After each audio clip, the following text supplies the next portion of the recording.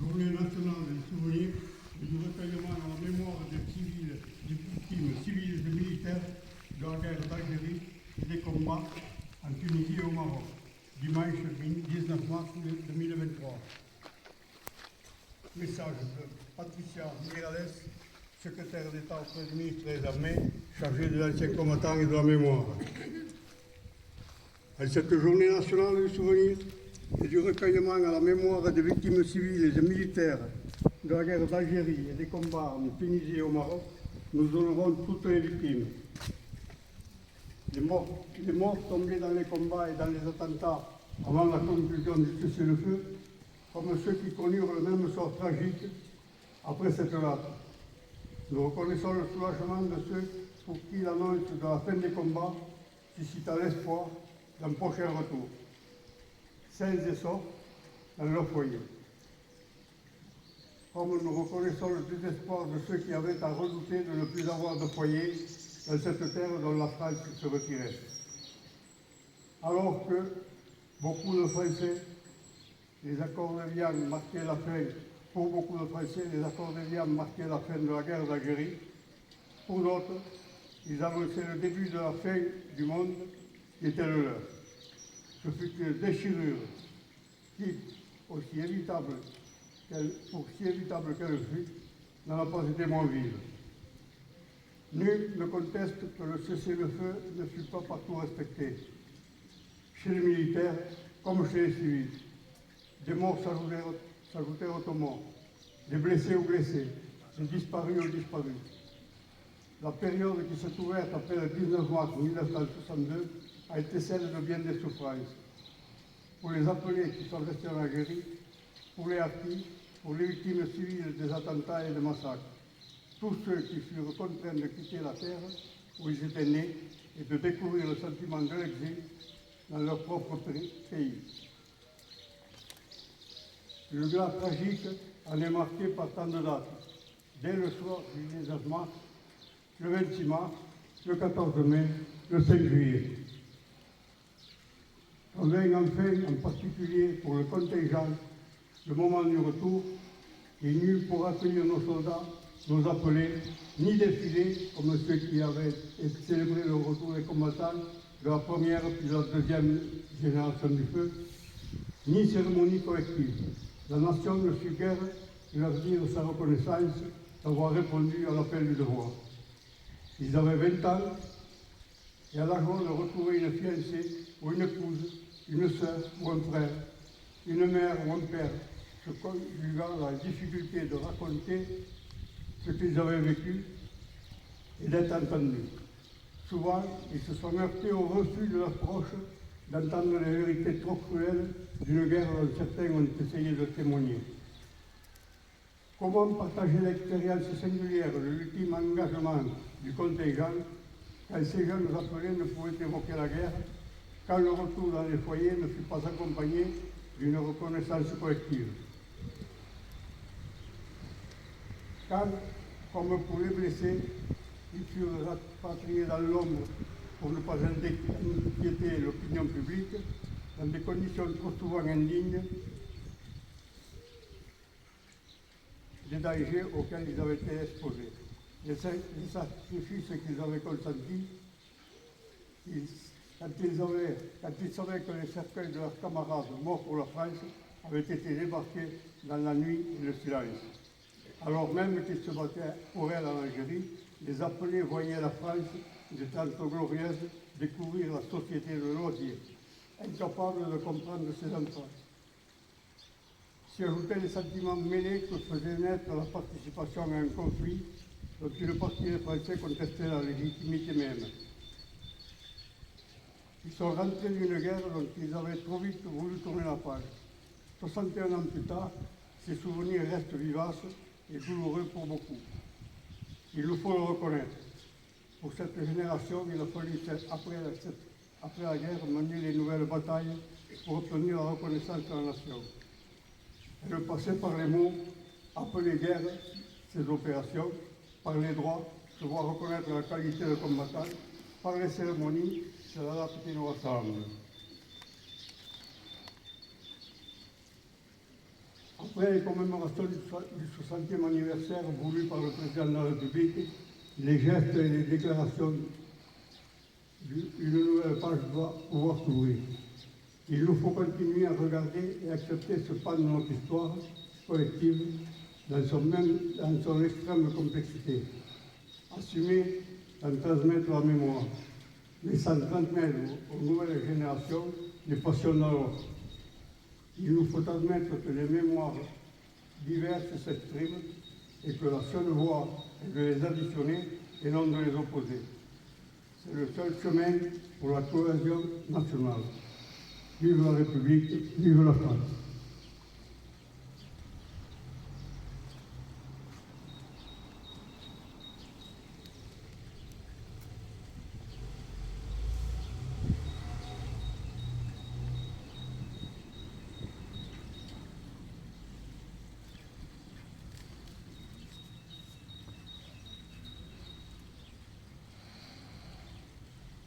Oui.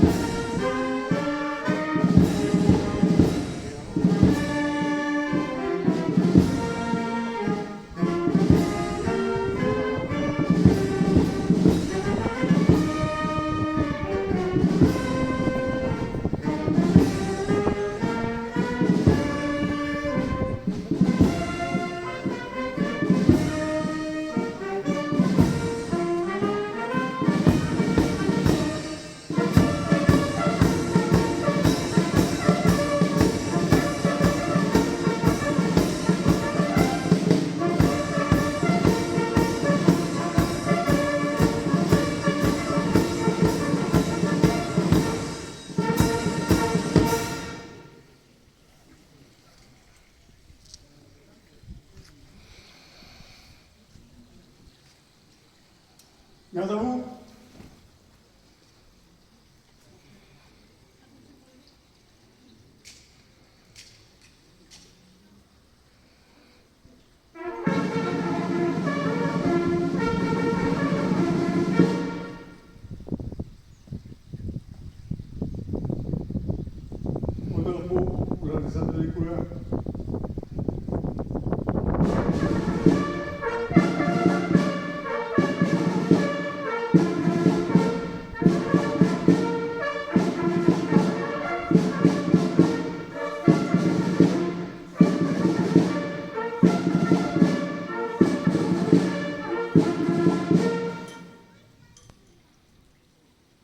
repos